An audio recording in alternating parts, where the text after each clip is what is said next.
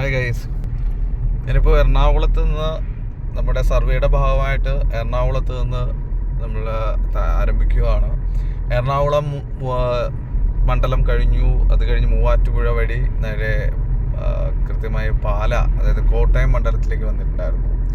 അപ്പം എറണാകുളത്തെ വിശേഷങ്ങൾ ഉണ്ട്. അതുപോലെ തന്നെ കോട്ടയം മണ്ഡലത്തിൽ എത്തുമ്പോൾ വളരെ ശക്തമായ മത്സരം അവിടെ നടക്കുകയാണ്. BDJSന്റെ ചെയർമാൻ തുഷാർ വെള്ളാപ്പള്ളി, അതുപോലെ തന്നെ KM മാണിയുടെ തുടർച്ചക്കാരനായിട്ട് തോമസ് ചാഴിക്കാടൻ, അതുപോലെ LDFന് വേണ്ടിയിട്ട് ഫ്രാൻസിസ് M ജോർജ്.